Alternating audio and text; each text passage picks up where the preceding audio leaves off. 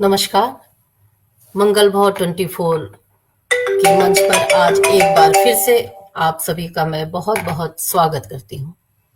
मैं शंडो श्रीवास्तव मंगल भाव 24 के मंच पर आती हूँ सामाजिक और पारिवारिक मुद्दों को लेकर। बहुत सारे ऐसे प्रश्न लेकर जो हमारे दिमाग में घूमते रहते हैं, जिन्हें हम अंदर ही अंदर विचार जिस पर करते रहते हैं, समाधान निकालते रहते हैं, समस्याओं पर सोचते रहते हैं। आज मैं अपने साथ लेकर आई हूं भारत की बहुत प्रसिद्ध साहित्यकारा परिणीता सिन्हा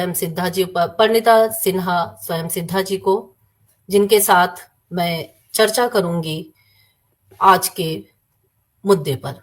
सबसे पहले मैं आपका परिचय कराती हूं आज के अपने मेहमान से। बहुत बहुत स्वागत है परिणीता जी आपका हमारे मंच पर, और मैं आपका बहुत स्वागत करती हूँ। परिणीता जी साहित्यकारा हैं, गुरुग्राम में रहती हैं। साहित्य के क्षेत्र में इन्होंने बहुत आगे तक अपना परचम लहराया हुआ है। आज हम इनके साथ चर्चा करेंगे रिश्तों पर। रिश्ते जो हमारे साथ पल पल चलते हैं, जन्म के साथ ही हमारे साथ बहुत सारे रिश्ते जुड़ जाते हैं और वो जीवन पर्यंत जुड़ते चले जाते हैं, बनते चले जाते हैं। हमारे साथ हमारा जीवन जो है वो रिश्तों के बिना अधूरा है। लेकिन ये रिश्ते आज एक कटघरे में खड़े हैं। रिश्तों को लेकर के अनेक तरह की समस्याएं, अनेक तरह के मन में उथल पुथल चलते रहते हैं। लोगों के रिश्ते का स्वरूप बदल रहा है। आज हम इसी विषय पर चर्चा करने के लिए परिणीता जी को यहाँ पर हमने बुलाया है और हम चर्चा करेंगे। तो परिणीता जी चूंकि साहित्यकार हैं, तो साहित्य की शुरुआत हमेशा सरस्वती वंदना से होती है। तो मैं सबसे पहले आग्रह करूंगी परिणीता जी आपसे कि आप एक खूबसूरत सरस्वती वंदना से आज के इस कार्यक्रम की शुरुआत करिए। उसके बाद हम आज के विषय पर चर्चा करेंगे। आग्रह है आपसे परिणीता जी, एक सरस्वती वंदना माँ सरस्वती के चरणों में अर्पित करें। नमस्कार सनु जी, इतने सुंदर शब्दों से आपने मुझे आमंत्रित किया। मैं कोई बड़ी साहित्यकार नहीं हूँ, मैं बहुत आम हूँ। लेकिन हाँ, जो समाज और परिवार से जुड़े हुए मुद्दे हैं वो मुझे बहुत पसंद है। और माँ सरस्वती के आशीर्वाद के बिना तो कुछ भी संभव नहीं है। तो आज बिल्कुल। थोड़ा गला बैठा है, लेकिन फिर भी मैं माँ सरस्वती को नमन करते हुए कार्यक्रम की शुरुआत करूंगी। वंदना, बिल्कुल, बहुत अच्छी बात। जय मां शारदे विद्या का वरदे, जय मां शारदे विद्या का वरदे, जय मां शारदे तू हर दे, भंवर में फंसी नैया कोई नहीं है भैया, डगर मेरी धसी मैया कोई नहीं भैया, तेरे आसरे हूँ बैठी तू ही राह दिखैया, जय मां शारदे विद्या का वरदे, तुझे कैसे मनाऊं, तुझे क्या मैं शान चढ़ाऊं, तुझे कैसी चुनर उड़ाऊं, तेरा मंदिर कैसे सजाऊं, मेरे अंतर में बसी तू, तुझे बाहर कैसे लाऊं, मेरे अंतर में बसी तू, तुझे बाहर कैसे लाऊं, जय मां शारदे विद्या का वरदे। ये हमारे दे। दे। बहुत अच्छी वंदना परिणीता जी, और माँ सरस्वती के मेरी स्वरचित आशीर्वाद के रचना है। बहुत बहुत खुशी की बात। और मैंने सरस्वती माँ की मूर्ति भी सामने रखी। हाँ, माँ बिल्कुल, वंदना स्वीकार बिल्कुल। करें। और हाँ, सरस माँ की वंदना के साथ ही हम अपने कार्यक्रम की शुरुआत करेंगे। ये हमारे लिए बहुत अच्छी बात हुई। तो परिणीता जी, जो जैसा कि आज का हमारा शीर्षक है कि रिश्ते तो हैं पर अपनापन खो गया है। रिश्ते तो रहेंगे ही, क्योंकि रिश्ते तो जन्म के साथ ही बन जाते हैं, चाहे वो माता पिता का है, या बुआ चाचा का है, या मौसी मौसा का है, बाबा दादी नाना नानी। बच्चे ने पृथ्वी पर जन्म लिया तो साथ में सारे रिश्ते हो गए।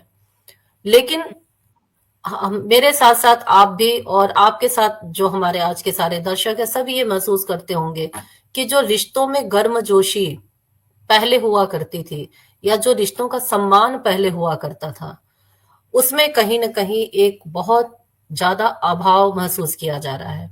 लोग रिश्तों से दूर हो रहे हैं। आपको क्या लगता है? आपकी क्या राय है, या आप क्या महसूस करती हैं कि क्या रिश्तों में परिवर्तन आए हैं? रिश्तों में दूरियां बढ़ी हैं? बढ़ी हैं तो क्यों बढ़ी हैं? आपका नजरिया क्या है? बिल्कुल सही कहा सन्नू जी आपने। आज के परिवेश में आप ये देखिएगा कि आप अगर बच्चों को भी कहेंगे कि हम किसी रिश्तेदार के यहाँ जाएँगे, तो एक बार के वो मना ही करते हैं किसी भी कारण से। तो मतलब ये जो दूरियां बढ़ी है, इसके कई कारण हैं मेरी नजर में। एक तो क्या है कि जैसा परिवेश हो गया है, अब अर्थ की जो है महत्ता बहुत ज्यादा बढ़ गई है। तो आप ये समझिए कि ये एक आर्थिक युग बन के रह गया है। पहले लोगों जी, के पास धन की न्यूनता थी, लेकिन आपस में प्रेम बहुत था और जी, लोग एक दूसरे का बहुत सहयोग करते थे। तो एक तो ये बात है कि की महत्ता बढ़ी है, वो एक कारण है। और दूसरा क्या है कि लोगों का दृष्टिकोण भी बदल गया है। अब अगर हम अपने रिश्तेदारों के बारे में अपने बच्चों से बचपन से अगर नकारात्मक बातें करेंगे, तो उनके अंदर कैसी छवि होगी रिश्तेदारों की। वो तो सोचेंगे रिश्तेदार बुआ है तो वो ऐसे मम्मी को सताएंगी, सताया है इस तरह का। तो इसमें सबसे ज्यादा आप कह सकते हैं कि जो पेरेंट है उनका बहुत बड़ा योगदान है कि वो रिश्तों को कैसे बचाएं और रिश्तों को कैसे संभालें। बचपन से बच्चों के मन में आप उनको दोनों ही पक्ष बताइए कि ठीक है, नकारात्मक पक्ष भी होते हैं, उसके प्रति सावधान भी होना चाहिए, लेकिन जो सकारात्मक पक्ष है उन्हें वो भी दिखाइए। और मैं ये भी कहूंगी कि हमारे रिश्तेदार हैं या हम ही किसी के रिश्तेदार हैं, तो हम भी उनके साथ कैसा व्यवहार करते हैं, वो एक उदाहरण है बच्चों के लिए। जी, अगर जैसे मान लीजिए कि कोई भी असामान्य परिस्थिति आती है, उस समय अगर आपने किसी को फ़ोन किया, रिश्तेदार है लेकिन वो टाल गए, तो बच्चों के मन में क्या होता है कि रिश्तेदार बस नाम के, वो तो कभी मदद नहीं कर रहे हैं। अगर जी, आप करेंगे तो धीरे-धीरे एक ये श्रृंखला बनेगी कि लोगों के मन में ये आएगा कि नहीं, उन्होंने सही किया और बच्चे भी उनको सकारात्मक रूप से देखेंगे। तो मैं तो ये कहूँगी कि हर किसी को जागरूक होना होगा कि रिश्तों को कैसे बचाया जाए। और सच जी, कहिए तो हमारे समाज में सबसे कीमती कोई वस्तु मतलब कोई बात है तो वो रिश्तेदारी ही है। क्योंकि हम जी। जब जन्म लेते हैं, हमारा परिचय, हमारा परिवेश रिश्तों से जुड़ के ही आगे बढ़ता है। बिल्कुल सही कहा आपने। और ये ज्यादातर देखा क्या जाता है कि पेरेंट्स बच्चों पे दोषारोपण कर देते हैं कि बच्चे कहीं जाना नहीं चाहते हैं, या बच्चे नहीं चाहते हैं कि हमारे घर में कोई आए, रिश्तेदार आए। जब भी ऐसी कोई बात होती है तो वो ये बोलते हैं बच्चे आएंगे तो हमारा सॉरी, रिश्तेदार आएंगे तो बच्चे डिस्टर्ब होंगे, बच्चों की पढ़ाई डिस्टर्ब होगी। तो नाम बच्चों का ले लेते हैं। लेकिन मुझे तो ऐसा ही लगता है कि अगर पेरेंट्स, माता पिता रिश्तों को संभालेंगे, और बच्चों को उसका महत्व, अगर पेरेंट्स ही इस तरह की बात कर रहे हैं, तो बच्चे तो वही करेंगे ना। उन बच्चों को तो बच्चे ही हैं, उनका तो मन वही है जो माता पिता तो उनके आदर्श होते हैं, सब कुछ उनके मॉडल होते हैं, उनके हिसाब से ही देखते हैं और सीखते हैं। तो अगर वो यही देख रहे हैं कि पेरेंट्स कह रहे हैं कि आप रिश्तेदार के आने से बच्चा डिस्टर्ब होगा, तो बच्चे के दिमाग में तो ये बात बैठ गई कि हाँ, उनके आने से हम डिस्टर्ब होंगे, तो इसका मतलब ये है। तो जहां पे जैसे अभी आपने ये बात कही कि सकारात्मक और नकारात्मक बातें, पहले का जो समय था उसमें एक ज्वाइंट फैमिली हुआ करती थी। ज्वाइंट फैमिली में सब रहते थे, बाबा दादी बुआ चाचा चाची ताई ताऊ सभी हुआ करते थे। तो उसमें बच्चे हर रूप देख रहे हैं उनका, उनका प्यार भी पा रहे हैं और उनके थप्पड़ भी पा रहे हैं। तो बिल्कुल। उन्हें पता है कि जिस तरह से माता-पिता हमें प्यार भी करते हैं और हमें डाँट भी लगाते हैं, तो वो उनको उस रूप में ही स्वीकार कर लेते हैं कि ये हमारे पेरेंट्स हैं, हमारा परिवार है, हमारे जैसे ही लोग हैं, तो हम इनका प्यार भी पा रहे हैं, हमारा थप्पड़ भी पा रहे हैं। लेकिन अब क्या है, अब न्यूक्लियर फैमिली है। हमारे जो रिश्तेदार हैं या हमारे जो हम परिवार ही कहते हैं, चाचा ताऊ का ये परिवार ही होता है, वो हमसे दूर है, बच्चों से दूर है। ऐसे में पेरेंट्स की क्या जिम्मेदारी है कि वो उनकी किस तरह की छवि प्रस्तुत करते हैं अपने बच्चों के सामने। अगर वो बार बार उनके सामने उनका सकारात्मक पक्ष भी रखेंगे तो बच्चों को पता चलेगा कि हाँ, ये सकारात्मक बातें भी हैं उनके अंदर। लेकिन ज्यादातर क्या होता है कि माँ अपने ससुराल पक्ष की बुराइयां करती है और पिता अपने ससुराल पक्ष की बुराइयां करता बिल्कुल है। सही कहा। तो हाँ, माँ के लिए मायका अच्छा है तो पिता के लिए उसका अपना परिवार अच्छा होता है। तो क्या पेरेंट्स को इन चीजों का ध्यान नहीं रखना चाहिए कि अपने बच्चों के सामने वो किसी की भी सकारात्मक पक्ष को रखें। अगर वो सकारात्मक पक्ष रखेंगे तो बच्चे समझेंगे कि हाँ, ये रिश्ता अगर थोड़ा बहुत उसमें नेगेटिव है तो सकारात्मकता भी है। तो क्या पेरेंट्स की कितनी जिम्मेदारी है अपने बच्चों को रिश्तेदारों से जोड़ने के लिए? पेरेंट्स मैं की तो कितनी ये जिम्मेदारी है? सबसे पहले कहना चाहूंगी सन्नू जी कि हमारे ना रिश्तों में रोचकता खत्म हो गई है। आप ये सोचिए कि आज बच्चे का सोशल सर्किल होता है ना, वो अपने दोस्त के साथ टाइम स्पेंड करते हैं, घूमने जाते हैं, उनके साथ उन्हें समय बिताना अच्छा लगता है। क्यों? क्योंकि वहां उन्हें अच्छा महसूस होता है, उसमें उन्हें रोचकता महसूस होती है। तो आप ये सोचिए कि ये पेरेंट की जिम्मेवारी है कि रिश्तेदारों के साथ रोचकता पूर्ण रिश्ते हो।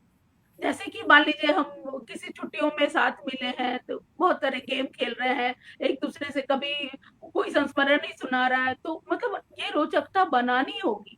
तो अगर आप नहीं बना पा रहे हैं तो बच्चे तो विमुख ही होते जाएंगे रिश्तों से।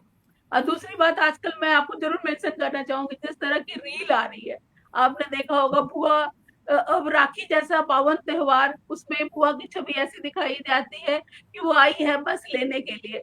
तो मतलब आपका ये सोशल मीडिया कोई कंट्रोल नहीं है, जो भी जिसके मन में आ रहा है डाल रहा है। लेकिन हम जैसे साहित्यकार हैं तो हमारी भी जिम्मेवारी है कि हम रिश्तों को बचाने के लिए ऐसे सकारात्मक लेख, कविताएं या ऐसी परिचर्चा होनी चाहिए जिससे लोगों में सकारात्मक प्रभाव पड़े।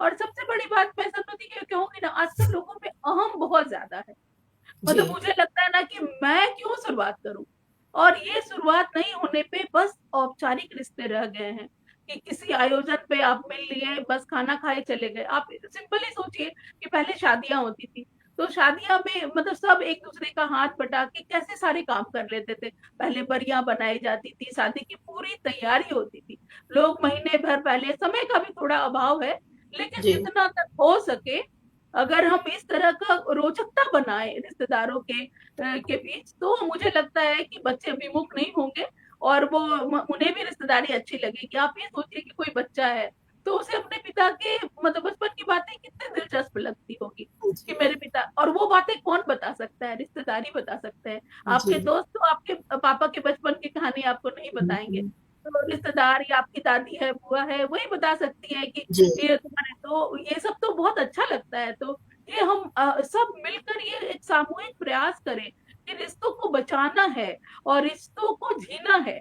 अगर जैसे हम व्हाट्सएप का ही ग्रुप है, आप देखती हो कि आजकल रिश्तेदारों के भी ग्रुप बन गए हैं, तो बिल्कुल। उसमें ही हम एक दूसरे के सुख दुख में टेक्नोलॉजी का सहायता से ही सही एक दूसरे की मदद करें या किसी को प्रोत्साहित करें, या किसी का मनोबल टूट रहा है तो उसे हम आगे बढ़ाने की कोशिश करें, जी। उसे उत्साहित करें। तो ये सब होना चाहिए मेरी राय में। बिल्कुल।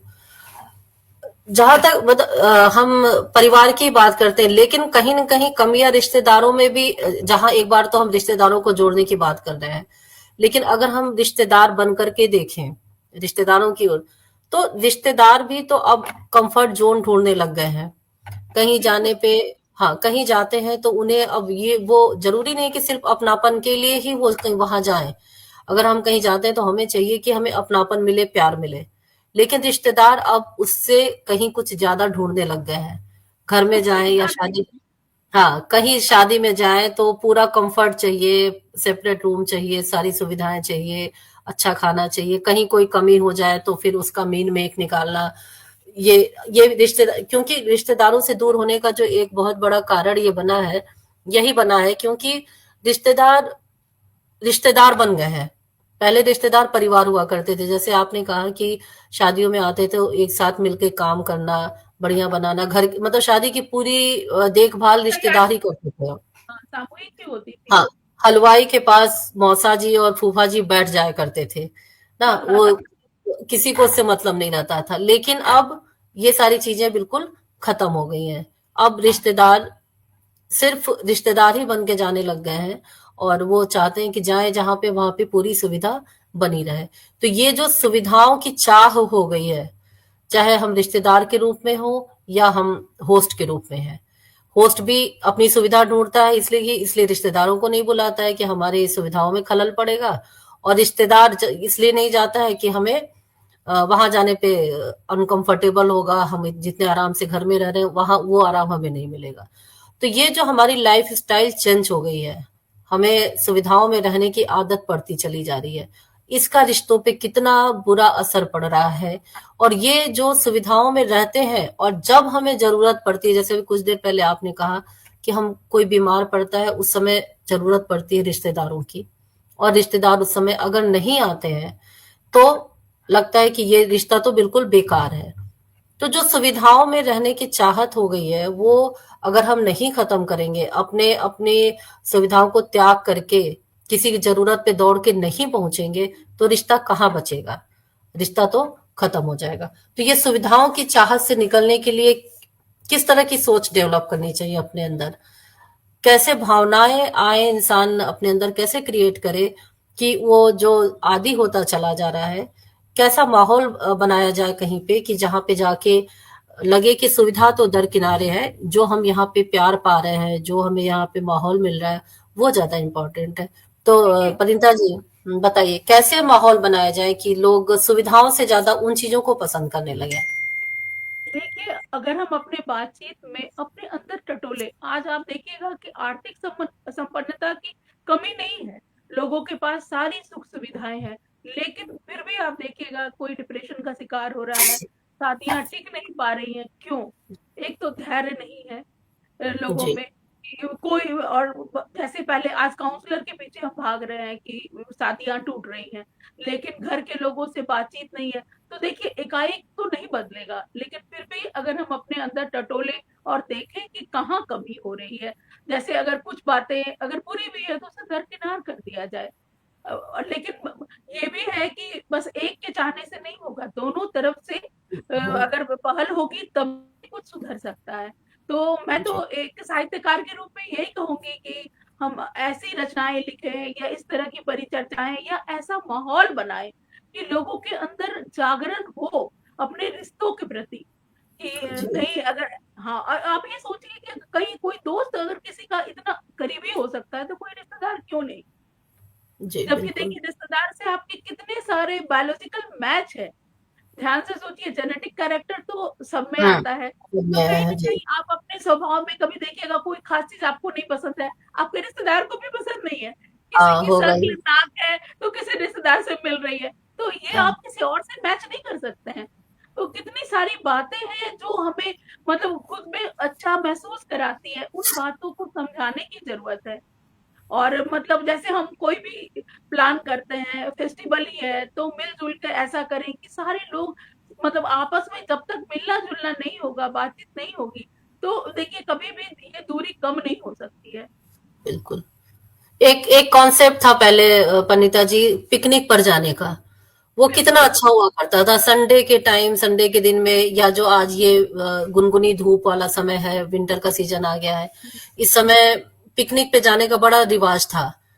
आसपास के जो हमारे रिश्तेदार होते थे उनको बुला करके, चलो आज संडे पिकनिक पे चलते हैं, सब अपने और अपने घर सब से कोई पहुंचे। अलग-अलग खाना बनाकर लाते थे, विभिन्न हाँ, लाता स्वादों का था। इतना सुंदर अब इसमें किसी के कॉम्बिनेशन ऊपर होता कोई कोई बर्डन नहीं, किसी के ऊपर बर्डन नहीं, कोई किसी के घर में नहीं जा रहा है, किसी का काम नहीं बढ़ा रहा है, और सब मिल रहे हैं, मौज मस्ती कर रहे हैं, अपने अपने घर वापस आ रहे हैं। तो ये जो चीजें गायब हो गई, पिकनिक शब्द तो अब जैसे गायब ही हो गया, कहीं सुनाई नहीं देता। अब संडे है तो कहीं जाना है तो मॉल में जा रहे हैं, मूवी देख के आ रहे हैं, ऐसे ही संडे बिता रहे हैं। किसी के घर जाने का तो कॉन्सेप्ट खत्म ही हो गया है। और अब ये पिकनिक वाला, आज जब मैं इस परिचर्चा की तैयारी कर रही थी तो ये पिकनिक शब्द मेरे दिमाग में आया कि हाँ, हाँ, पिकनिक इतना अच्छा माध्यम हुआ करता था लोगों से जुड़ने का।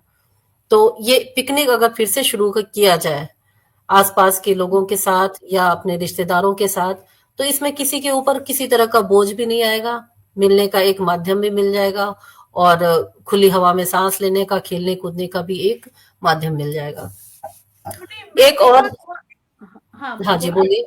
आप बोलिए, आप बोलिए। नहीं, मैं कह रही थी कि आपने देखा होगा कि आजकल न्यूक्लियर फैमिली है, जैसे आपने बताया, कोई बुजुर्ग है, हॉस्पिटल में एडमिट है और मतलब एक अकेला इंसान छुट्टी ले लेके भाग रहा है, तो कहीं ना जी, कहीं हम सब मिलके ये प्रयास करें कि कोई भी मुसीबत में हो तो हम उसकी मदद करें। और मतलब बिल्कुल। चाहे ड्यूटी ही बांध दी जाए कि मान लीजिए इस शहर में इतने रिश्तेदार हैं, तो चलो भाई एक दिन आप चले गए, ये आप ये वाला देख लो, तो क्या होगा ना, इस तरह की जब बातें होंगी ना, तो लोगों में क्या है, आत्मीयता वाली रिश्ते हो अपने जाएंगे। आप बढ़ेगा। ऐसी क्या हाँ, है, हाँ, औपचारिकता नहीं रहेगी, जी। अनौपचारिक रिश्ते ही टिकते हैं और आगे तक चलते हैं। ये कितनी मतलब बहुत इम्पोर्टेंट बात कही आपने, क्योंकि रिश्तों का महत्व सबसे अधिक तभी पता चलता है जब कोई बीमार पड़ता है। उस समय आपके बिल्कुल। पास कितने लोग दौड़ कर आते हैं। इसी से पता चलता है कि हमारा जो रिश्ता है वो कितना मजबूत है। नहीं, और आप ये। सोचिए ना, ब्लड डोनेशन के समय आपको देखा होगा कि हाँ, अचानक से आपको कहीं ब्लड की जरूरत हो गई ब्लड की है, तो जरूरत आपके पड़ी अगर है। रिश्तेदार हैं, ब्लड ग्रुप मैच होते हैं, तो अगर एक हम्म। दूसरे की मदद करें तो कितना सब कुछ सरल हो सकता है, जिसके लिए लेकिन हम इतनी लेकिन लड़ाइयां लड़ते हैं। ये कदम तभी बढ़ता है जब पीछे का हमारा जो बैकग्राउंड वो स्ट्रांग है, जो पीछे का हमारा रिलेशन है। अगर हमने हमेशा बना के रखा है तो जब हॉस्पिटल में पहुंचने की नौबत आती है तो पीछे पीछे 10 लोग दौड़ के आते हैं। लेकिन जब अगर हम साल भर बना के नहीं रखेंगे तो जब अचानक हॉस्पिटल कोई नहीं पहुंचने आता। का टाइम तो कोई नहीं आएगा। इसलिए उस समय चाहे हमारा दुख है या सुख, दोनों के टाइम में रिश्तेदार पिछली बातों को लोग याद करते हैं कि इन्होंने हमारे साथ किस तरह का संबंध बना के रखा है। जिस तरह का संबंध बना होता है उसी तरह से अब सुख में भी लोग दौड़ के आते हैं और दुख में भी दौड़ के आते हैं। तो ये जो चीजें हैं इसके लिए हमेशा मतलब अगर हम रिश्तों को मजबूत करके रखने की कोशिश करेंगे तो सुख चौगुना होगा और दुख कम होगा। लोग हम्म। आना करेंगे। एक प्रचलन है कि अब जो पहले था कि कहीं से कोई इनविटेशन आया, कहीं कोई प्रोग्राम है, चाहे वो घर में है, बाहर है, तो पूरा परिवार जाता था। मतलब एक कार्ड आने का मतलब या शादी ब्याह होने का मतलब है कि पूरे परिवार को जाना है। अब ये कॉन्सेप्ट बदल गया है। घर में तो ये तो मम्मी पापा को जाना है। बच्चों के दिमाग में है कि यहाँ तो मम्मी पापा को जाना है, हमें नहीं जाना है। बच्चों के घर के दोस्तों के यहाँ कोई फंक्शन है तो ये है कि इसमें तो बच्चों को ही जाना है, मम्मी पापा का की कोई एंट्री नहीं है। ये कितना गलत है पनिता जी आपकी नजर में? बिल्कुल, मेरे नजर में ये बिल्कुल ही सरासर गलत है। क्योंकि आप ये सोचिए कि आप जब किसी को वर्गीकृत कर देंगे कि ये यंगस्टर का है, ये बुजुर्गों का है, तो कैसे कुछ कोई चीज मिल सकेगी? जबकि देखिए, हर 2 जनरेशन जब तक आपस में नहीं मिले, तो कुछ भी हो नहीं सकता है। आप ध्यान से सोचिए ना, एक बच्चा ही जन्म लेता है, तो उस समय जो दादी, नानियाँ या रिश्तेदार होते हैं, मतलब कैसे आसानी से बच्चे पल जाते थे बिल्कुल। और आज इतने सारे चैलेंजेस हैं, जो न्यू जनरेशन उनको पता ही नहीं है कि हम कैसे बच्चों को की देखभाल करें, अगर कुछ भी हो गया। तो अगर उस समय एक अच्छा-सा माहौल हो, एक-दूसरे का सब सहयोग करें, तो समझिए कोई भी चीज कितनी आसान हो सकती है। और एक बात मैं सनु जी आपको जरूर कहूंगी कि रिश्तेदारों के बीच जो दूरी आई है ना, उसमें एक बहुत बड़ी बात है। हमारे यहाँ देखिए, कुछ परंपराएं, कुरीतियां जो है ना, समाज में आ गई हैं। जैसे कि मैं ये कहना चाहूंगी कि पहले रिश्तेदार में ये बहुत होता है, दे लेन, कि आपने किसको क्या दिया, उसने आपको क्या दिया। कभी कभी क्या है, किसी की मान लीजिए मजबूरी ही है और वो उस हैसियत के हिसाब से नहीं उनको दे पाते हैं, तो बहुत कटुता आ जाती है रिश्ते में। और जब तक इस बात को लोग नहीं समझेंगे कि देन लेन की चीजों से रिश्ते नहीं आश्रित हैं। अगर किसी को कोई महंगा तोहफा दे रहा है, तो उसका मतलब है वो सबसे बड़ा शुभचिंतक है, ये वो उसका दिल सबसे बड़ा है, ऐसी बात नहीं है। तो इस बात को बहुत समझने की ज़रूरत है कि कोई छोटी-छोटी कोई उपहार हमारे संबंध के बेसिस नहीं बन सकते हैं, और इस पे ज़रूर सोचना चाहिए। मैं सब लोगों से मतलब निवेदन करती हूँ कि आज ये आप सोचिए कि आपके पास गिफ्ट आता है, आप उसका कितना उपयोग करते हैं। ज़्यादातर लोग गोल्ड है या ज्वेलरी है, मतलब या तो लॉकर में रखे हुए हैं या इधर-उधर दे, लेकिन वो छोटी-सी वजह के कारण आपस के रिश्ते खराब हो जाते हैं। क्योंकि हम तो तौलते ही हैं उसी हिसाब से कि उन्होंने महंगा गिफ्ट दिया तो वो सबसे अच्छे रिश्तेदार हैं। तो ये मनोवृत्ति बदलनी चाहिए, मेरी राय में ये बहुत जरूरी है, ये बदलना चाहिए। ये बहुत बहुत अच्छी बात कही आपने, क्योंकि किसी भी रिश्ते को बनाने बिगाड़ने में ये जो तोहफा है या लेन देन है, ये बहुत अहम भूमिका निभाता है। किसी ने दिया, अच्छा नहीं दिया, वो भी रिश्ते बिगाड़ दिया। उनको अच्छा दे दिया, मुझे बुरा दे दिया, ये भी रिश्ता बिगाड़ दिया। अपेक्षाएं जो होती हैं कि जाने पे कुछ मिलेगा, ये मतलब ये सचमुच बहुत बड़ा रीजन है रिश्तों को बिगाड़। और इसी वजह से देने और लेने के से बचने के लिए बहुत सारे लोग रिश्तों से दूर भाग रहे हैं कि अगर जाएंगे तो देना पड़ेगा, और वो अगर आएंगे तो उन्हें देना पड़ेगा। ये दोनों रीजन ऐसा है जिसकी वजह से रिश्तों से लोग भाग रहे हैं। ये समझना चाहिए, क्योंकि कहते हैं ना कि हम अपनी पुरानी पुरानी परंपराओं को ढोते चले जा रहे हैं। जो आज से ये जो सदियों पुरानी चीजें बनी है देने और लेने वाली, कि हाँ बेटियां आ रही हैं उनको देना है, बेटियां आ रही हैं देना है, वो तब की बात थी कि जब बेटियां साल में 2 साल में एक बार आती थी, उनको चलो दिया, कुछ दिया, वो गई, फिर सालों साल आना नहीं जाना। अब ये जो परंपरा थी, पहले जो भी दे दिया बेटियां उसको खुश होकर के लेती थी, अब क्या है, आना जाना सब लगातार हो रहा है, लेकिन देने लेने की परंपराओं में कहीं कोई कमी नहीं है, बल्कि बढ़ता चला जा रहा है। हम अपनी पुरानी परंपराओं को छोड़ नहीं रहे हैं और नए को अपनाते चले जा रहे हैं, तो वो एक बोझ बढ़ता चला जा रहा है। एक सिंपल सा आज की शादियों का भी जो प्रचलन है, शादियों में भी क्या है, पुरानी परंपराओं को भी पकड़े हुए हैं लोग और नए को भी जोड़ते चले जा रहे हैं। तो इस तरह से शादियों में भी, और शादियों में क्या है कि डेस्टिनेशन वेडिंग हो गई है, उसमें आप आपको वहां पे रिश्ते ही बोझ लगने लग जा रहे हैं कि वहां पे हम अपने सारे इतने सारे रिश्तेदारों को कैसे लेके जा सकते हैं। तो ये जो छोटी छोटी चीजें जो हमारे समाज में बढ़ती चली जा रही है दिखावे के रूप में, वो दिखावे के चक्कर में लोग बहुत सारे रिश्तों को ही काट दे रहे हैं। हम करेंगे डेस्टिनेशन वेडिंग, दिखाएंगे कि हमने करोड़ों खर्च कर दिया, लेकिन अपने रिश्तों का पत्ता काट देंगे, क्योंकि इतने रूम नहीं है कि हम वहां पे उनको टिका सकें। बहाना बनाएंगे कि भाई हमारे पास तो 40 रूम है, 40 से ज्यादा हम मेहमान नहीं बुला सकते हैं। तो क्या जरूरत है आपको वहां जाके शादी करने की, अपने रिश्तेदारों को काटने की? आप जहां है वहां से शादी करिए, लेकिन वहां पे नहीं करना, हमें दिखावा करना है और अपने रिश्तेदारों को काटना है। तो ये जो दिखावे की प्रवृत्ति है, ये भी रिश्तों पर बहुत ज्यादा भारी पड़ रही है। बिल्कुल आपने सही कहा सन्नो जी, और दिखावा अपने चरम पे है। अब जैसे चलो। देखिए, ज्यादातर लोग एक दूसरे से मिलते हैं ना, तो उनका पहनावा, उनकी ज्वेलरी को जज करते हैं। इन्होंने ये रिपीट तो नहीं किया। लोग एक शादी में अगर मिले हैं तो वो कपड़े रिपीट नहीं करते हैं। हाँ लेकिन हाँ आप हाँ। एक तरह से सोचिए कि ये कितना महंगा शौक हो गया है। अगर आप 30-40 हजार की साड़ी लेते हैं, बस एक बार ही उसे पहने और उसके बाद दूसरी जगह उसे रिपीट ना करें, तो बिल्कुल। मतलब सोचिए कि घर पे भी, परिवार पे भी लोड पड़ता है कि आप जितने शादी में जा रहे हैं। और ये प्रवृत्ति ना अब बहुत बढ़ गई है कि लोग मतलब समझिए सोशल मीडिया और उसके चक्कर में, मुझे ये लगता है अगर मुझे कोई कपड़ा प्रिय है तो फिर क्यों मैं नहीं उसको दोबारा पहन सकती हूँ? दोबारा पहनने से क्या उसका महत्व घट जाएगा? लेकिन सोच तो विकृत हुई है, मैं आपको ये कहूंगी। सोच विकृत हुई है, इसलिए भी विकृत हुई है क्योंकि साधन बढ़ते चले गए हैं। पहले साड़ी खरीदना आसान नहीं था, साड़ी खरीदने के लिए पैसे भी कम थे और साधन भी कम थे। आज पहले साड़ी कितने लोग अपनी शादी की साड़ियां पहनते रहते थे बरसों तक, बनारसी साड़ी। कई शादी बरसों में तक, पूरी बनारसी। पहले एक साड़ी मेरे घर में ही, पहले मेरे घर में मेरी दीदी की शादी हुई थी। मेरी दीदी की शादी जो जिस साड़ी से जयमाला किया था, उस साड़ी को पहन के कम से कम 10-11 लोगों ने जयमाला डाला था। अब आप सोच अच्छा। लो, वो समय ऐसा था कि एक उनकी साड़ी मांग मांग करके लोग लेके जाते थे कि आपकी साड़ी में जयमाल डालना है। वहां से डाली, फिर जब किसी की शादी हुई तो साड़ी दे देना, जयमाल डालना है। तो उस समय क्योंकि प्रचलन ही नहीं था, फोटो नहीं थे, वीडियो नहीं बनते थे, किसी को पता नहीं कि ये साड़ी इसके पहले भी किसी ने पहन रखी है। जयमाला पड़ गया, वो साड़ी वापस आ गई, फिर किसी की शादी तय हुई, वो मांग के ले गया कि दीदी आपकी साड़ी चाहिए, जयमाला डालना है। एक वो समय था।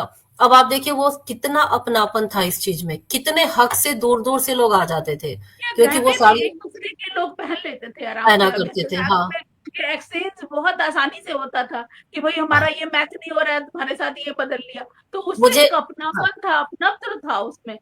बहुत अपनापन था। मैं अब शादियों की जब बात होती है तो मैं हमेशा कहती थी शादियों में जब हम इकट्ठे होते हैं, एक कमरे में 4-5 लोग तैयार हुआ करते हैं, तो उसमें कितना मजा आता है। यार मेरा ईयर रिंग नहीं मिल रहा है, अपना दे दो, ये मेरा मैच नहीं कर रहा है, तुम्हारा ले लो, मेरा जोड़ा ठीक कर दो, मेरी साड़ी कैसी लग रही, तुम्हारी साड़ी पे मेरा कार्डिगन चला जाएगा, मेरा कार्डिगन पहन लो, तुम्हारा कार्डिगन मेरी साड़ी पे जा रहा है, मुझे दे दो। ये चीजें कितना अपनापन बनाती हैं, कितना लोगों को एक दूसरे की ओर जोड़ती हैं। लेकिन अब क्या होता है, होटलों से शादी होती, सब अपने अपने कमरे में बंद है, वहां से तैयार होके बाहर निकल रहे हैं, और देखा तो अच्छा उसने बहुत अच्छी साड़ी पहनी हुई है, फिर भी तारीफ नहीं करेंगे, क्योंकि उन तारीफ इसलिए नहीं करेंगे क्योंकि उसकी साड़ी के आगे अपनी साड़ी फीकी है, तो हम कैसे उसकी तारीफ कर दें, जबकि मन में अच्छा लग रहा है कि उसने साड़ी अच्छी पहन रखी है मेरे से। तो अब ये चीजें हो गई हैं, और पहले क्या था, एक कमरे में तैयार हो रहे हैं और एक दूसरे की चीजों को शेयर कर रहे हैं, हमें अपना दे दो और मेरा ले लो। तो ये जो चीजें कम होती चली गई हैं, ये इन इसने रिश्तों को बड़ा घटाया है, मतलब रिश्तों के महत्व को घटाया है, और दूरियों को बढ़ाया है। केवल इसके पीछे रीजन यही है कि दिखावे में लोग ज्यादा बिलीव करने लग गए हैं अब। जैसा आपने बताया सन्नू जी कि पहले एक साड़ी में इतनी शादियां हो गई, मैं अभी वही बताना चाहती हूँ। आज अगर किसी के पास नहीं होगी साड़ी ना, वो रेंट पे लेगा। जैसे बिल्कुल। मेरे कुछ फ्रेंड हैं, वो लोग कनाडा वगैरह में रहते हैं, तो उनकी बेटी की शादी हुई तो उतना भारी लहंगा वहंगा तो वो लेके जा नहीं सकते थे, तो उन्होंने रेंट पे सारी चीजें हायर की थी और वही पहन लिया। लेकिन आप ये सोचिए कि कोई रिश्तेदार से कभी नहीं लेगा कपड़ा, नहीं क्योंकि वो मांगेगा। शर्मिंदगी वाली बात हो जाएगी कि भाई उसने कपड़े लिए। तो यही बात है कि परिवेश ही बदल गया है।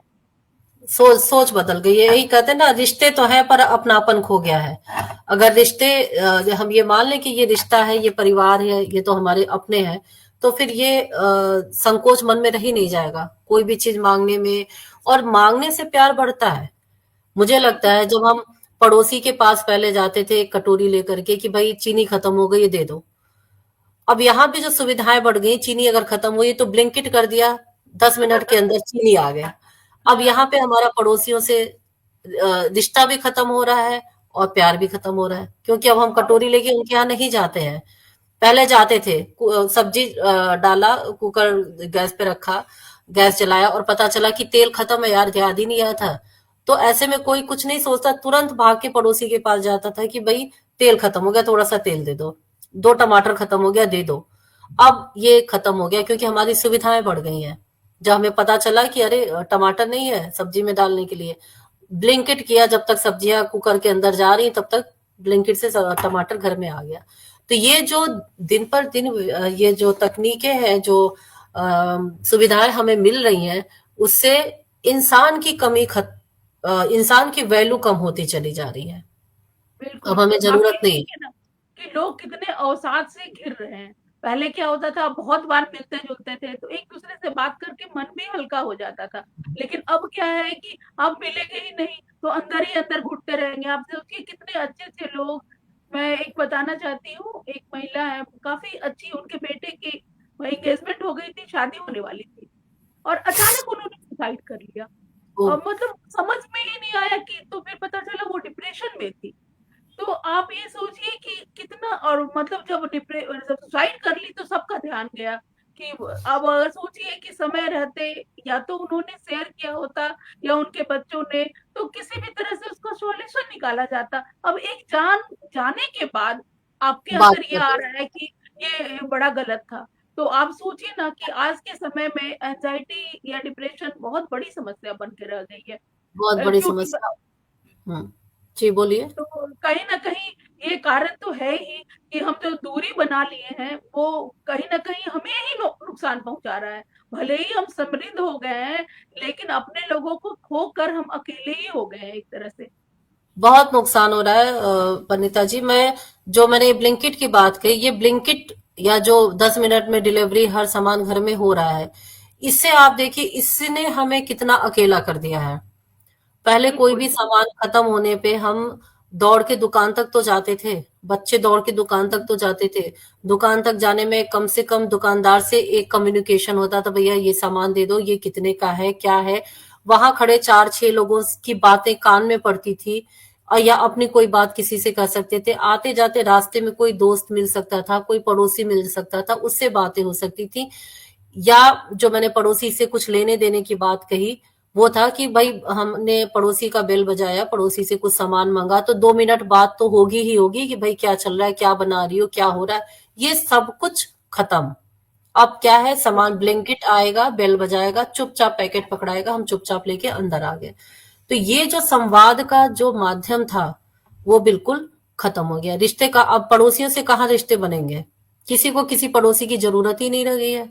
सब अपने अपने घर के अंदर बंद और है। सबसे बड़ी बात है ना सन्नू जी की सोच में ना संकीर्णता आ गई है। आज हम किसी आदमी को अगर आंकना हो तो कैसे आंकते हैं? सबसे पहले उसकी अर्जित संपत्ति को देखते हैं, उसने कितना अर्जित किया है।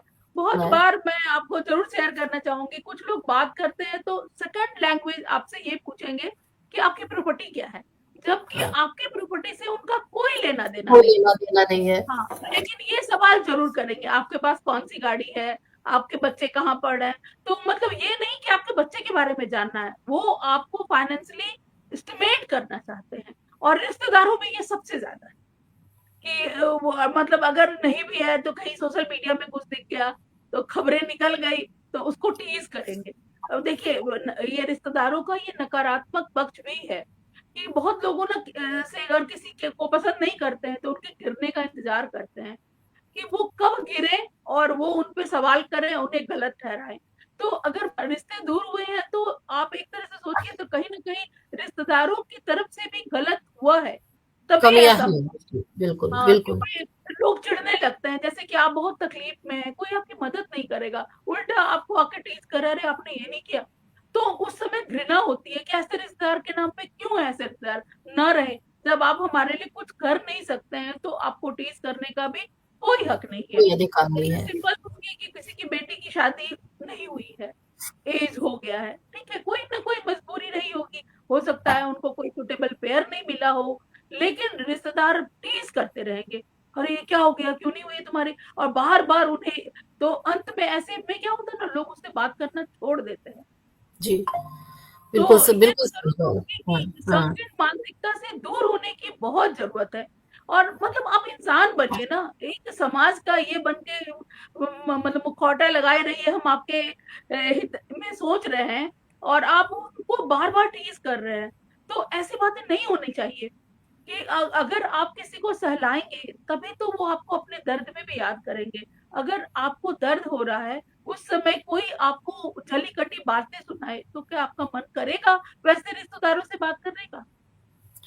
जी, बिल्कुल, बिल्कुल सही बात कही। और आज का जो जनरेशन है, मुझे लगता है इनकी सोच काफ़ी अच्छी है। आज के जनरेशन में जो बच्चे हो हाँ, रहे हैं कुछ ना, मामले में तो ज़्यादा अच्छी। बच्चों की सोच बहुत अच्छी है, ये बहुत क्लियर होते हैं। ये जो ऐसे रिश्तेदारों को देखते हैं तो बजाय उनको ढोने के, उनसे कन्नी काटना ही बेहतर समझते हैं। और जब देखते हैं बच्चे, घर में देखते हैं, जैसे बहुत सारे रिश्ते अभी भी हैं जो घर में आते हैं, घर में आने के बाद उन्हें लगता है हम तो रिश्तेदार हैं, हम तो मेहमान हैं, हमें तो कुछ नहीं करना, बैठना है। अब ऐसे में बच्चे जब अपनी माँ को देखते हैं कि उनके लिए भागती दौड़ती थकी हारी बिल्कुल पस्त पड़ रही है, तो ऐसे में फिर बच्चे क्या करते हैं कि क्या जरूरत है इन्हें आने की। तो ऐसे में रिश्तेदारों का भी ये कर्तव्य होता है कि अगर वो कहीं पे जाते हैं तो घर के कामों में अपना हाथ बटाना, या घर बिल्कुल, का जो, थोड़ा-सा हाँ प्लीज़ जो, करना। हाँ हाँ, घर का जो सेटअप है, जो व्यवस्था है, उसमें सेट हो जाने का, बजाय अपना कोई रूल्स रेगुलेशंस लगाने के बजाय उनकी जो व्यवस्था है उसमें अपने आप को ढाल लेना चाहिए। तो रिश्तेदारों को भी ये समझना चाहिए कि हम जहाँ गए हैं, हमारे जाने से घर में थोड़ा डिस्टरबेंस तो होगा ही, तो हम बजाय डिस्टरबेंस करने के उनकी व्यवस्था में अपने आप को सेट कर लें। घर के कामों में मदद करके जो घर की गृहिणी है उसको थोड़ा सा कंफर्ट फील कराएं, ताकि किसी के भी मन में आने का बोझ ना लगे कि हम आए हैं।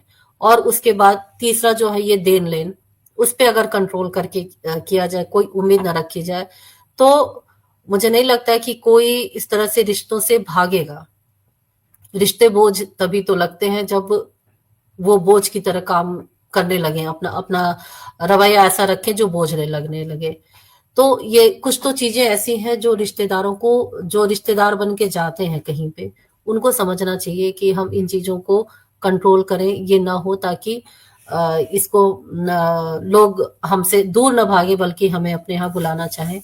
और दूसरा, हम खुद कहीं जब रिश्तेदार बन के जाएं तो इन चीजों का ख्याल रखें कि जो हमें बुरा लगता है वो हम वहां पर ना करें, दूसरे के साथ ना करें, बिल्कुल। दूसरे के साथ ना करें। होता क्या है कि जब दूसरे का नंबर आता है तब तो हमें कमियां दिखती हैं, लेकिन जब हम खुद वहां पे जाते हैं तो हम भूल जाते हैं कि ये हमें क्या करना है, किस तरह का व्यवहार करना है। ये इन चीजों का ध्यान रखना चाहिए। जो परिणीता जी, हम जब रिश्तों से दूर हो रहे हैं, क्या समाधान आपने बताएंगी कि जो दूरियां बन रही हैं, किन छोटी छोटी चीजों का ख्याल रखा जाए, या हम अपने बच्चों के अंदर किस तरह के संस्कार डालें, उन्हें किस तरह की बातें बताएं, कौन सी बातें सिखाएं, रिश्तों का महत्व कैसे समझाएं। क्योंकि अगर रिश्ते कम होंगे तो पैसे से सब कुछ नहीं खरीदा जा सकता है, पैसे से सब कुछ नहीं मिलता है।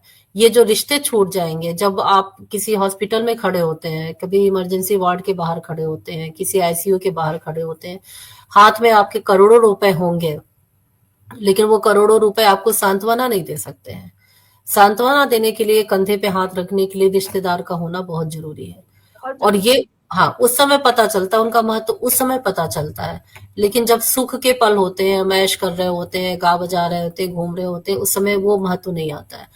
तो किस तरह से शुरुआत की जाए कि लोग भौतिकता के पीछे, भौतिकवाद जो चल रहा है, मटेरियल्स के पीछे भागने के बजाय, अब बजाय मॉल में जाने के पिकनिक मनाना शुरू करें, बजाय मूवी देखने के अपने किसी आसपास के रिश्तेदार के यहाँ जाके समय बिताना शुरू करें।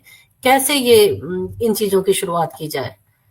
आप कुछ इस बारे में अगर बता सकती हो अपने हमारे दर्शकों को, चाहे वो माता पिता हो या बच्चे हो, जरूरत सबको है समझने की, क्योंकि कहीं ना कहीं दोष दोनों में ही है, युवा बिल्कुल। पीढ़ी में भी है, तो माता पिता में भी है, क्योंकि भी वो भी कंफर्ट जोन में जाना समझ गए हैं कि ये ठीक है, बाकी दूर ही दूर रहो, आराम से घर में रहो। लेकिन रिश्ते तो रिश्ते हैं, अगर वो खोते चले जाएंगे हम, तो हमारे जीवन में निरस्ता चली आएगी।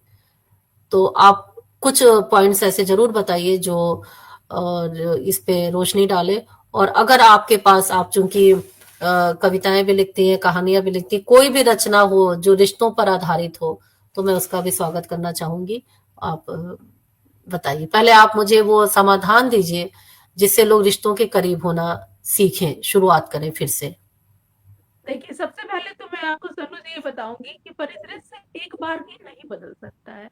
आप आज सोचें और आज मतलब बच्चों के मन में रिश्तों के प्रति लगाव हो जाए, ऐसा नहीं होगा। बचपन से आपको रिश्तों की महत्ता समझानी होगी कि जैसे बच्चा जन्म लेता है, तो आप जानती होंगे रिश्तेदारों में मौसी है, बुआ है, उनका अपना एक हमारी संस्कृति में रोल चला आ रहा है। तो मतलब कम से कम हर आयोजन में आप ये कोशिश करें कि हमारे रिश्तेदार को ज़रूर सम्मिलित होना है। इमरजेंसी की बात अलग है, लेकिन अगर आप अपने अंदर ये प्रवृत्ति रखते हैं और बचपन से बच्चों को सिखाते हैं, जैसे सीधी-सी बात, कोई बात होती है तो कहते हैं ना, "ये तुम अपनी बुआ की जैसा कर रहे हो। ये तुम्हारी मौ।" तो ये ना अपनी बातचीत में, अपने व्यवहार में आप रिश्तेदारों की महत्ता बातचीत हमेशा रखें।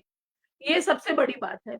और दूसरी बात ये है कि अगर कोई बहुत नकारात्मक पक्ष आ गया है बच्चे के मन में, तो आप उनको सकारात्मक उदाहरण दें कि हाँ बेटा, इस बार तुम्हारे चाचा ने नहीं किया, लेकिन एक समय था कि तुम्हारे चाचा ने ये अच्छा किया था तुम्हारे पापा के लिए। तो हम्म। अगर हम बच्चों को इस तरह से तर्कपूर्ण तरीके से उनकी ये बात समझाएं, तो बच्चे जरूर प्रेरित होंगे। और देखिए, हम अपने बच्चों को जो सिखाते हैं, या मान लीजिए सिर्फ अपने बच्चे ही नहीं, आप ये सोचिए कि भतीजा भतीजी या जो भी आपके अन्य रिश्तेदार भी हैं, तो उनसे भी जब बात करें तो सकारात्मकता का प्रसार करें। कि नहीं मिलजुल के रहना चाहिए। ये बहुत देखिए हमारे रामायण सबसे बड़ा उदाहरण है। हम्म। रामायण में हर रिश्ते को कितने अच्छे से परिभाषित किया गया है। भाई के रूप में भरत का उदाहरण कम हो सकता है, इसने सिंहासन छोड़ दिया। राम ने जी। पिता के बात पे वन चले गए। पत्नी मतलब रिश्तों को अगर आपको ढूंढना है तो आप तो इसका सबसे बड़ा उदाहरण रामायण है। रामायण है। तो जब और जबकि बच्चों को आजकल रामायण पाठ पढ़ना ही नहीं आता, लोग ना उसकी कहानियां बताने वाले कोई बचे हैं। पहले दादी थी, नानी, ये बच्चों को रामायण की कहानियां सुनाया करती थी। तो रिश्तों का अभाव उनको कहानियों से दूर कर दिया है। गूगल बाबा आ गए हैं, सारी चीजें उन्हें देखिए गूगल पे मिल गूगल रही हैं। बाबा पे रामायण के बहुत अच्छे से यूट्यूब पे एपिसोड्स भी हैं। हाँ, देखिए है अगर हम पर वो जहाँ बताने नहीं। तलाशना चाहें। हाँ, उन्हें बताने वाला कोई नहीं कि रामायण देखो, रामायण से सीखो। ये बताने के लिए बाप दादी और नानी का साथ में होना बहुत जरूरी है। और जी, दूसरी आगे। बात आपको ये भी बता रही हूँ, जैसे कि मान लीजिए घर में कोई दुर्घटना घट गई और उसका उस समय उसका निदान क्या हो सकता है। तो बहुत सैकड़ों उदाहरण होते हैं हमारे पास पास्ट के कि ऐसा हुआ था तो इस तरह से मैनेज किया गया था। तो क्या है ना, बच्चों के मन में धीरे धीरे एक दिलचस्पी आएगी कि हाँ ये हमारे ही साथ नहीं हुआ है, ऐसे भी हुआ था और इस तरह से संभाला गया था। तो वो रिश्तों की महत्ता को समझेंगे। आज आप देखिए शादी ब्याह में ही कितनी दिक्कत आ रही है। अरेंज मैरिज करना आज के समय में बहुत मुश्किल हो गया है, क्योंकि अब वो समय नहीं रहा कि कोई रिश्तेदार के लिए रिश्ता बता रहा है और शादियां हो रही है, कोई नहीं हम्म। बताता है। और ये हम्म। भी होता है कि अगर शादियों में कुछ प्रॉब्लम आ गया तो फिर वो रिश्तेदार भी फंसता है। इस हो डर से जाता भी है। लोग ना बिल्कुल नहीं हाँ। जुड़ना चाहते हैं इन हाँ। मामलों में। तो आप सोचिए कि कितनी बड़ी मुश्किल हो गई है। लड़का अच्छा पैकेज भी है, देखने में सुंदर भी है, परिवार भी अच्छा है, लेकिन लड़की नहीं मिल रही है। कोई हम्म। लड़की है तो उसको योग्य वर नहीं मिल रहा है, क्योंकि रिश्तेदार या कनेक्टिविटी खत्म हो गई है। खत्म हो गए, बिल्कुल। हम्म। तो आप ये सोचिए कि क्यों नहीं हम अपनी पीढ़ी के उज्जवल भविष्य के लिए रिश्तेदारों से जुड़े। लेकिन देखिए एक हमारे आपके सोचने से नहीं होगा। माहौल हर जगह बदलना होगा। हर जगह इस तरह का माहौल हो। और मतलब आप जैसे कि पिकनिक का आपने बहुत अच्छा एग्जाम्पल दिया। तो हम अपना शेड्यूल ही प्लान करते हैं, ठीक है, समय का अभाव है तो हम ये करेंगे कि फैमिली पिकनिक इतनी 4 या जो भी है इतनी तो होनी ही है। ये साल में हम अपना ये कर ले कि इतनी शादियों में हमें जाना है। अब हम जब बजट बनाए घर का तो उसी तरह से प्लान करें। और देखिए कुछ कुछ तो नकारात्मक होगी होगी बातें। हम सब कुछ खत्म नहीं कर सकते हैं, लेकिन फिर भी एक सकारात्मक पहल होगी तो परिदृश्य बदलेगा, जरूर बदलेगा। बिल्कुल, बहुत शुरुआत करनी पड़ेगी और हमें ही करनी पड़ेगी, क्योंकि हम उस जनरेशन में हैं, हम उस स्टेज पे हैं, जहाँ हम रिश्तों को खोते हुए देख रहे हैं। हमसे पहले वाली जो पीढ़ी थी उसने नहीं देखा था, उन्हें नहीं पता था कि रिश्तों का आगे के 30-40 सालों में ये हश्र होने वाला है। लेकिन हम देख रहे हैं कि आगे के 30-40 सालों में रिश्ते कहाँ खत्म हो जाएंगे, क्योंकि अभी जो परिदृश्य चल रहा है उसमें एक रिश्ता ही बच रहा है। या तो चाचा मिल रहा है या तो मौसी मिल रही है घर में, या तो दो बेटे हैं या तो दो बेटियां हैं। जहां दो बेटियां हैं वहां चाचा नहीं होंगे, जहां दो बेटे हैं वहां बुआ नहीं होंगी, मौसी नहीं होंगी। तो ये रिश्ते तो ऐसे ही खत्म हो रहे हैं। उसके बाद जो रिश्ते बच रहे हैं वो समय खा रहा है।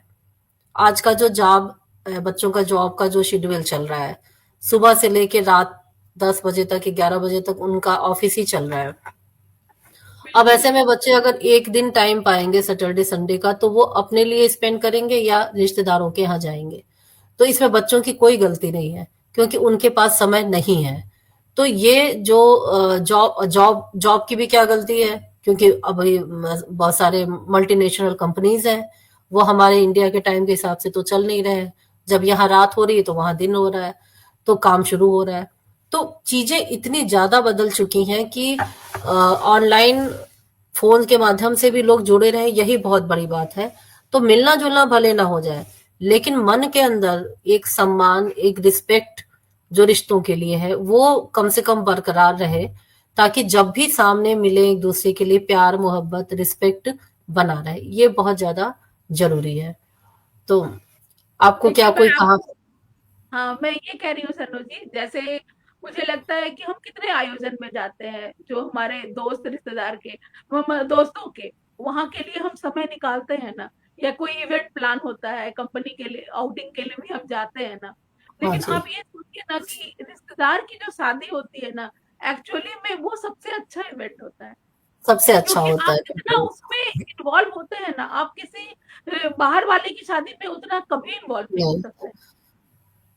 वहां तो तो इसलिए जाना, खाना, हंसना और बोलना। लेकिन जब हम अपने घरों की शादियों में, रिश्तेदारों की शादी में जाते हैं, तो शायद बहुत अंदर तक जाते हैं।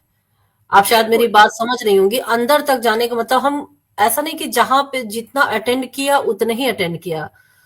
बहुत सी ऐसी चीजें अटेंड कर लेते हैं हम, जो हम अंदर अंदर अंदर अंदर इतना खुश हो जाते हैं, इतना कुछ समेट के आते हैं वहां से, जो हम दोस्तों के, पड़ोसियों के यहाँ की शादी में नहीं कर सकते। उसमें हम हंस सकते हैं, फोटो खिंचा सकते हैं, खुश हो सकते हैं, बट वो जो आंतरिक खुशी होती है, वो जो रिश्तेदारों के यहाँ, जो हमारे पुराने परिवार के सदस्य हैं, उनके यहाँ जो होता है, वो हमें और कहीं नहीं मिलता है।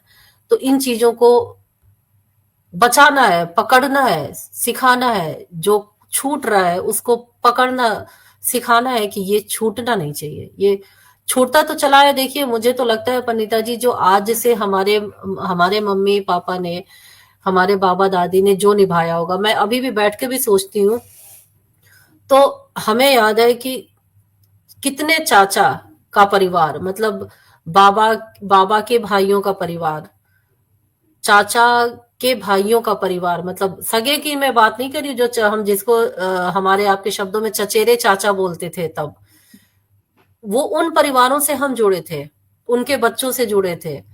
और आज हम अपने सगों से भी नहीं जुड़ पा रहे हैं। तो ये धीरे धीरे हमने भी खोया है, हमने भी वो रिश्ते खो दिए हैं जो हमारे पापा ने संभाल के रखे थे। तो ये धीरे धीरे धीरे कम होते हुए जो ऊंचाई से नीचे गिरते चले आ रहे हैं। अब जो बचा है, अब बिल्कुल रियल फिल्म, मतलब सगा भाई सगी बहन का रिश्ता ही बचा है जो निभ रहा है। तो एटलीस्ट ये तो बचा रहे, ये इसको बचा के रखना भी बहुत ज्यादा जरूरी। नहीं तो फिर खुशियों का बहुत ज्यादा अभाव हो जाएगा। जो ये डिप्रेशन घर घर में हावी हो रहा है, काउंसलर के पीछे भागने वाला दौर आ गया है, वो इसीलिए क्योंकि काउंसलिंग घर, पहले घर में ही काउंसलिंग हो जाया करती थी। कोई समस्या है तो ताऊ ने काउंसलिंग कर दी, दादी ने काउंसलिंग कर दी, चाचा ने काउंसलिंग कर दी, उनको अपनी समस्या बताई, उन्होंने समाधान बता दिया। यही तो काउंसलिंग होता है। अब ये रिश्ते हैं नहीं घर में, तो हमें जाना पड़ता है साइकोलॉजिस्ट के पास। उसे अपनी समस्याएं बताओ, पैसे दो, और कुछ दिन का समाधान लेकर के, और फिर कुछ दिन बाद फिर उन्हीं समस्याओं में वापस आ जाते हैं। तो रिश्ते, आपको हाँ मैं जी, बताना चाहती हूँ सन्नू जी कि बहुत सारे मेरे ऐसे रिश्तेदार हैं जिनके जन्म दिवस या उनके एनिवर्सरी में मैं सालों से ज़रूर फ़ोन करती हूँ, और किसी भी बार वो पलट के मुझे नहीं फ़ोन करते हैं। अरे वाह, लेकिन आपको ईमानदारी से कह रही हूँ, बहुत सारे दोस्त भी हैं, उनकी ज़रूरत पे मैं हमेशा करती हूँ, और मतलब सैकड़ों बार होगा कि उन्होंने कभी नहीं किया है। तो ना अपेक्षा रहित रिश्ते निभाइए, कि बिना किसी अपेक्षा के कि सामने वाला ना करे फिर भी हम करें। वाह तो मेरी क्या बात है। कनेक्टिविटी बनी हुई है, और पता है आपको बिलीव नहीं होगा, सब कहते हैं, "अरे! आपके चचेरे चाचा हैं, आप कनेक्टेड हैं।" तो मैं आपको ज़रूर बताना चाहूँगी, मैं यूएस गई थी, तो काफ़ी जगह बहुत लोगों से मिलने गई। तो उसमें कई लोग तो जो फर्स्ट कज़न वहाँ फर्स्ट कज़न, सेकंड कज़न ऐसे काउंट करते हैं रिश्तों हाँ को। हाँ हाँ जिन्हें हाँ। उन्होंने जाना ही नहीं कि चाचा है तो चाचा है, वो चचेरे और वो कैसे वो होंगे? होता उन्होंने ही नहीं, रीज़न हाँ। नहीं किया। हाँ। हम्म। तो अब हम अपनी सोच को खुद निर्धारित करते हैं कि हम कैसा सोचते हैं। और अगर जो सामने वाला भले ही कैसा कर रहा है, जो हमें करना है वो करते जाए, तो आप सोचिए अब बहुत हद तक रिश्तों को समेट लेंगे। और मैं आपको गर्व से कहती हूँ, मैंने रिश्तों को बहुत समेटा है, ना बहुत सिर्फ बहुत खुशी की पारिवारिक, बात। हाँ। मतलब मेरे बहुत दोस्त हैं, और अब बिलीव नहीं कीजिएगा, मेरे इतने दोस्त हैं ना कि मुझे लगता है दुनिया गोल है। मैं एक वो एग्जांपल कहीं देना भी ले चाहूंगी। जाएगा। हाँ। हाँ, दुर्गा दीदी ने मुझे किसी का इंटरव्यू लेने के लिए कहा था, तो संजोग बस जब मैं उनसे बात की तो उनकी पड़ोसन मेरे हॉस्टल के रूममेट निकली। अरे तो वाह। मतलब हम्म, संजोग बता रही हूँ कि शायद इकलौता भी कोई ऐसा जगह होगा या ये होगा जहाँ मैं कनेक्टेड नहीं हूँ, क्योंकि बहुत मैं अच्छा। अपना कॉन्टैक्ट बहुत वाइड रखती हूँ और अपेक्षा रही, मुझे कोई परवाह नहीं है उन्होंने मेरे लिए क्या किया, मुझे जो बिल्कुल। करना है मैं कर लेती हूँ। ऐसे ही तो रिश्ते निभ सकते हैं, बिल्कुल। जहाँ उम्मीद नहीं रहेगी वहां रिश्ते निभ जाएंगे। और आपकी बात से मुझे कई बार मुझे लग रहा है कि मैं शायद आपसे बहुत ज्यादा कोरिलेट कर पा रही हूँ, क्योंकि मैं भी, मुझे जो करना है मैं सामने वाले से उम्मीद नहीं करती हूँ कि मुझे रिटर्न तुम दो। आप जैसे मैं सुबह सुबह बहुत सारे ऐसे लोगों को गुड मॉर्निंग भेजा करती हूँ जिनका रिप्लाई मुझे कभी मिलता भी नहीं, उनकी ओर से कभी गुड मॉर्निंग वापस आता भी नहीं। और जो बर्थडे विश करने की बात आपने कही, लोग मुझे भी आश्चर्य करते हैं तुम्हें कैसे याद रहता है, किसी की मैरिज एनिवर्सरी, किसी का बर्थडे मुझे याद रहता है, और मैं हर हाल में, साल में भले कभी बात ना हो पर बर्थडे विश करूंगी, मैरिज एनिवर्सरी पे बात करूंगी। इसीलिए करूंगी कि इसी बहाने कम से कम हमने साल में एक बार बात तो कर ली, क्योंकि बाकी वैसे तो किसी को टाइम नहीं होता किसी से बात करने का, मिलने का। तो ये छोटी छोटी चीजें बहुत इंपॉर्टेंट हैं लोगों से जुड़ने के लिए। किसी एक बहाने को आप ये मत सोचो कि उन्होंने हमें फोन नहीं किया, उन्होंने हमसे बात नहीं की, उन्होंने कभी मुझे विश नहीं किया जैसा आप कर रही हैं। ये बहुत अच्छी चीज है। इस लेवल तक अगर हम पहुंच जाएं, अपनी सोच को यहाँ तक पहुंचा लें, तो इससे अच्छी और कोई बात हो ही नहीं सकती है। बहुत अच्छी बात कही आपने कि अपेक्षाएं नहीं रखनी चाहिए। हमें जो करना है, हमें अपना दायरा बढ़ाना है, और और हमें पता देख है के कोई। लोग खामखा का हाँ जी। घमंड पाल रखा है कि जो बार बार आपको बात कर रहा है तो वो उसका वैल्यू नहीं है। मेरे साथ भी ऐसा होता है। मैं बहुत सिंपल अगर किसी से करती हूँ तो उसे लगता है ना कि ये तो फालतू है, ये ऐसे ही। लेकिन जब धीरे धीरे लोगों की सोच बदलती है कि बिना किसी स्वार्थ के किसी की मदद करना आसान नहीं होता है। और मैं नहीं, ईमानदारी से कहती हूँ, मैंने किसी से स्वार्थ नहीं साधा है कभी भी, कि अगर किसी को किया तो मेरी ये अपेक्षा है इसलिए किया, कभी नहीं। मुझे जो सही लगा मैंने कर दिया, और कभी बिल्कुल। उनसे बदले में कुछ नहीं मांगा है किसी से। तो अगर ऐसी सोच समाज में प्रसारित हो कि आप नहीं सोचे कि बदले में क्या मिलेगा, बस आपको जो करना है ना वो कर लीजिए। और मैं ये कहती हूँ 100% लोग आपके लिए अच्छा करते हैं, अगर वो नहीं करेंगे तो कोई और कर देगा। कोई लेकिन ना ना, करे। ये श्रृंखला चलती है, अगर आप अच्छी सोच रखेंगे तो आगे भी श्रृंखला बढ़ेगी, बहुत लोग ऐसा करेंगे। रिटर्न मिलता है, कहते हैं ना, आप जिसके लिए करो उससे उम्मीद नहीं करनी चाहिए। रिटर्न कहीं ना कहीं से तो मिलता है, ऊपर वाला ही करता है, वो किसी के भी माध्यम से कराएगा। इस बात से मैं आपके सहमत हूं कि आपने अच्छा किया तो आपके साथ अच्छा होगा ही होगा, कहीं ना कहीं से, किसी ना किसी माध्यम से। जरूरी नहीं है कि आपने उनके लिए अच्छा किया तो वही आपके लिए अच्छा करेंगे। वो नहीं कर पा रहा है तो उसके बदले में कोई और आके आपके लिए अच्छा करके जाएगा। तो अपनी सोच अच्छी रखना, और रिश्तेदारों के साथ बना करके रखना, उनको पकड़ के रखना, उन्हें खो नहीं नहीं खोना है, वो इम्पोर्टेंट है। कई बार आपने भी देखा होगा, महसूस किया होगा, आसपास सुना भी होगा कि बहुत से रिश्ते ऐसे होते हैं जो कड़वे हो जाते हैं, किसी न किसी रीजन की वजह से रिश्ते खत्म हो चुके रहते हैं, आपस में कड़वाहट होती है, नहीं आना जाना होता है। लेकिन अचानक कोई ऐसा वक्त आता है जब उसकी बहुत जरूरत होती है, जैसे बीमारी ही एक ऐसी चीज होती है, कोई दुखद घटना है, वो रिश्तेदार सब कुछ भूल कर आकर खड़ा हो जाता है, और उसके आ जाने से जो संबल मिलता है वो कोई कभी नहीं भूल सकता। तो जो अपने, कहते हैं ना, अपने तो अपने होते हैं, तो जो अपने होते हैं वो कड़वाहट को भूल करके एक साथ खड़े हो जाते हैं, और स्थिति को संभाल लेते हैं, मान सम्मान बना के रखते हैं, सब कुछ साथ लेकर चलते हैं। तो आज का विषय हमारा, परिणीता जी, मुझे लगता है लोगों जिन्हें जिन लोगों ने भी देखा सुना होगा या बाद में हमारी इस वीडियो को देखेंगे, तो अगर वो कभी रिश्ते के महत्व को भूल रहे होंगे या अपने आप में खो के एक बार मस्त मौलाना जीवन जीने में विश्वास करने लग गए होंगे, दूसरों की दखलंदाजी से दूर रहना चाहते होंगे, उन्हें जरूर एहसास होगा कि हमें खोना नहीं है बल्कि रिश्तों को बनाकर पकड़ कर रखना है, क्योंकि रिश्ते महत्वपूर्ण है।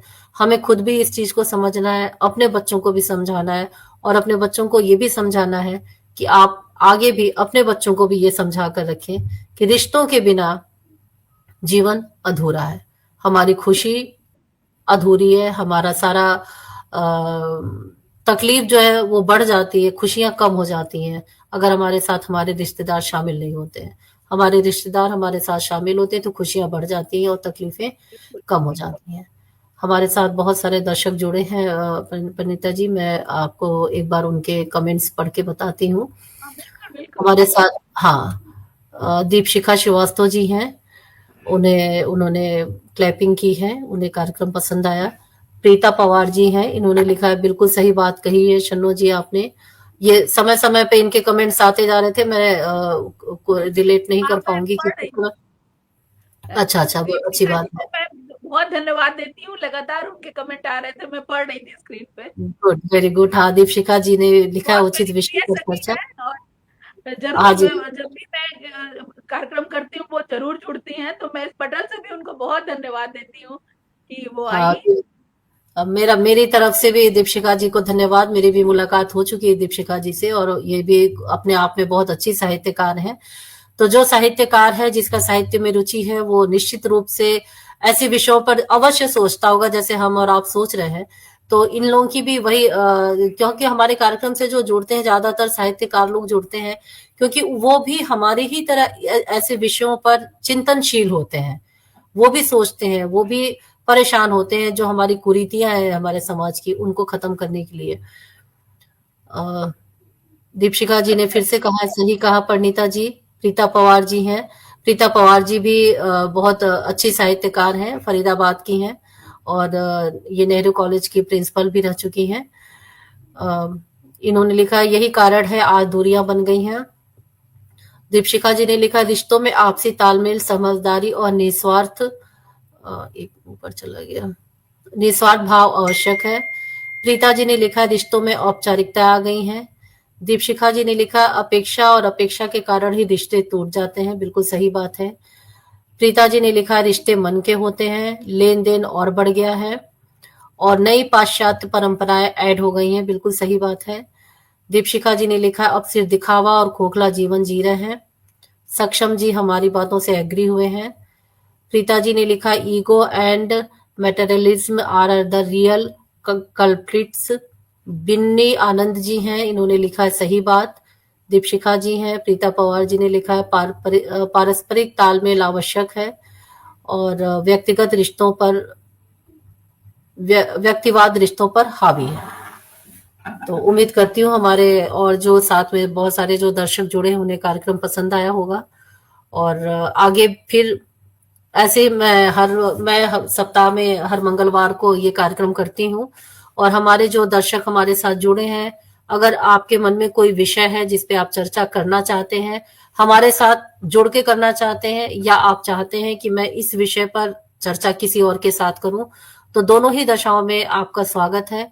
आप फोन के माध्यम से, व्हाट्सएप के माध्यम से, या मेरे इस पेज के माध्यम से मुझे जुड़ के अपनी बात बता सकते हैं कि आप किस विषय पर चर्चा करना चाहते हैं मेरे साथ, या विषय आप मुझे बताएं कि मैं इस विषय पर किसी के साथ चर्चा करके कुछ समाधान बताऊं।